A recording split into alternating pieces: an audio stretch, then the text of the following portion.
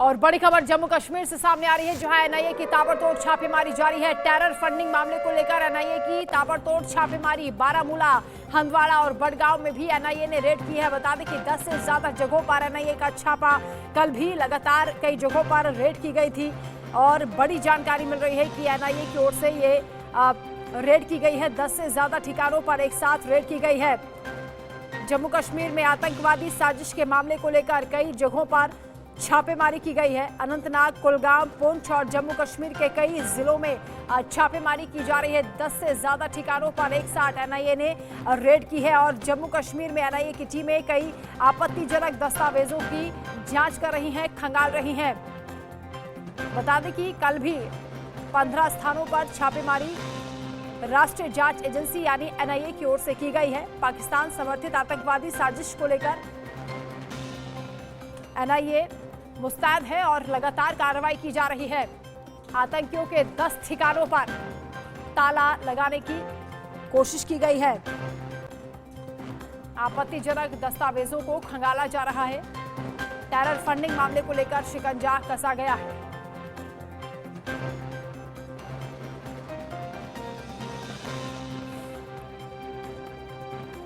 राष्ट्रीय जांच एजेंसी लगातार सक्रिय है और जम्मू कश्मीर में अलग अलग ठिकानों पर रेड की जा रही है। टेरर फंडिंग मामले को लेकर यानी पाकिस्तान समर्थित जो आतंकवाद है उसे नेस्तनाबूद करने के लिए, उस साजिश को नाकाम करने के लिए एनआईए की छापेमारी चल रही है। 10 से ज्यादा ठिकानों पर एनआईए ने एक साथ रेड की है। लगातार कई दिनों से एनआईए की टीम सक्रिय है और यहाँ पर छापेमारी चल रही है। हालांकि इससे पहले भी सर्च ऑपरेशन लगातार चलाया जा रहा है सुरक्षा बलों की ओर से और संयुक्त जो कार्रवाई है वो एनआईए और सुरक्षा बलों के बीच चल रही है। आतंकवाद को घाटी से मिटाना है, यही लक्ष्य है और टेरर फंडिंग केस को लेकर डॉक्यूमेंट्स को खंगाला जा रहा है। एनआईए की टीम अलग अलग ठिकानों पर जहां से भी ये जानकारी मिल रही है, खुफिया इनपुट्स मिल रहे हैं कि आतंकवादी संगठन यहां पर सक्रिय है, वहां रेड की जा रही है। एक साथ 10 जगहों पर रेड की गई है। बारामूला, हंदवाड़ा में भी ये रेड हुई है, बड़गाम में भी रेड हुई है और जम्मू कश्मीर में एनआईए की ताबड़तोड़ छापेमारी से आतंकवादी संगठनों में खलबली मची हुई है। आपत्तिजनक डॉक्यूमेंट्स को खंगाला जा रहा है। बता दें कि मंगलवार को भी रेड की गई थी और अनंतनाग में 4, शोपिया में 3, बडगाम, श्रीनगर, पुंछ में 2-2 और बारामूला, राजौरी में एक स्थान पर संदिग्धों के घरों की तलाशी ली गई थी। एक बार फिर से 10 ठिकानों पर एनआईए ने रेड की है।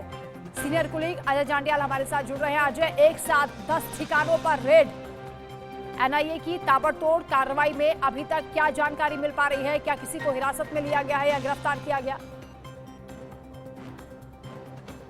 एक सप्ताह में चौथी बार एनआईए की रेड जो है वो जम्मू कश्मीर में हो रही है और आज भी तड़के लगभग 4 बजे जो है एनआईए की रेड शुरू हुई है, जिसमें 10 लोकेशंस हैं जम्मू कश्मीर की जहां पर ये रेड हो रही हैं। डिफरेंट डिस्ट्रिक्ट्स में जहां पर भी अगर आप देखें तो जो मामले जिनकी जांच एनआईए कर रही थी उसमें ये जानकारियां मिली थी, जो लीड्स मिली थी उसके आधार पर ये रेड्स जाती हैं। 2 दिन पहले रेड्स हुई थी, उसमें जो है कुछ 2 लोगों को हिरासत में लिया गया था और उसके बाद उनसे पूछताछ के बाद एक बार फिर से रेड्स का सिलसिला शुरू हुआ। दरअसल ये पूरा जो आतंक का नेटवर्क है वो जम्मू कश्मीर में इस तरह से बुना गया था आतंकियों द्वारा और उनके कमांडरों द्वारा, पाकिस्तान द्वारा, ताकि जम्मू कश्मीर में आतंकवाद को कभी खत्म नहीं किया जा सके। क्योंकि जो आतंकी थे उनके पास हथियार होते थे, मगर कुछ ऐसे आतंकी जो इनके पास हथियार नहीं होते थे, आम लोगों के बीच में रहते थे, जो ओवरग्राउंड वर्कर का काम करते थे, ये वो कहा जा सकता है ये जो फ्यूचर प्लान्स होते हैं पाकिस्तान के और पाकिस्तानी आतंकी कमांडरों के, उस पूरे नेटवर्क को खंगालने का ये पूरा सिलसिला चल रहा है और उसी के तहत जो है ये रेड हो रही है। कल हमने देखा किस तरीके से 2 प्रॉपर्टीज को सीज किया गया था जो आतंकियों की थी और उसके बाद आज जो है सुबह तक की रेड शुरू हुई है। कई जो डिजिटल एविडेंस और कई दस्तावेज जो है इस रेड में बरामद हुए हैं। अभी रेड चल रही है मगर शाम तक जो है एनआईए इसकी जांच, इसमें क्या क्या चीजें मिली है उसका खुलासा करेगी। अभी तक क्या किसी को हिरासत में लिया गया है या नहीं ये चीज अभी खुलासा नहीं हुआ है, मगर माना ये जा रहा है कि साथ में ये भी बताइए कि कितनी टीमें हैं एनआईए की जो रेड कर रही हैं, इस कार्रवाई में जुड़ी हुई हैं और क्या किसी तरह का कोई अंदेशा है, कोई आशंका है आतंकवादी हमले को लेकर? क्या इसलिए बहुत ज्यादा अलर्ट मोड पर इस वक्त एजेंसियां दिखाई दे रही हैं?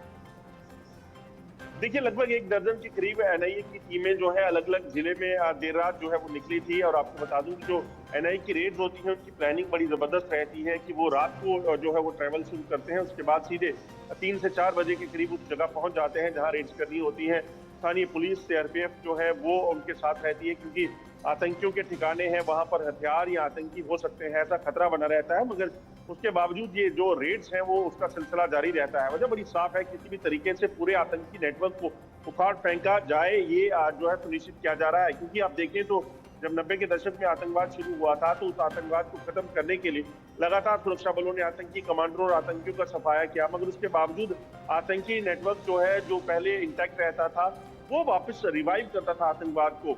हमने देखा कश्मीर में कैसे आतंकियों के टॉप कमांडर मारे गए, उसके बाद ओवरग्राउंड वर्कर और जो सहायक होते थे आतंकियों के, उन्होंने बंदूक संभाली और उन्होंने फिर जो है टेरर अटैक शुरू किए। तो कहीं ना कहीं उस पूरे नेटवर्क को फ्यूचर के लिए जो है वो उखाड़ फेंका जाए, इस चीज के लिए कार्रवाई हो रही है।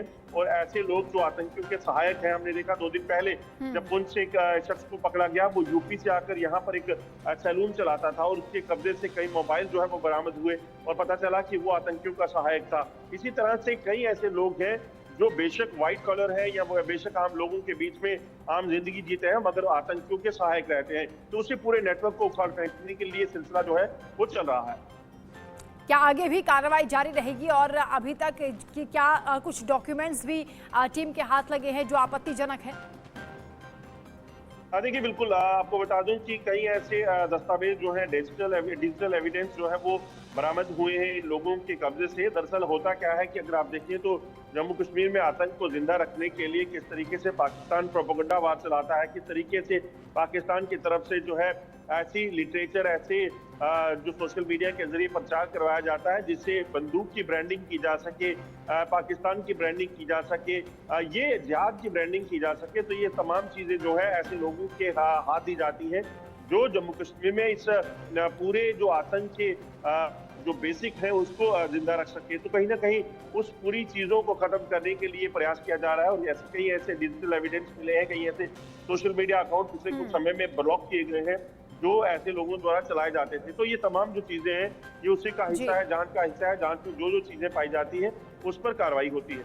ठीक है अजय, आप नजर बनाकर रखिएगा। फिलहाल बहुत शुक्रिया आपका तमाम जानकारी के लिए।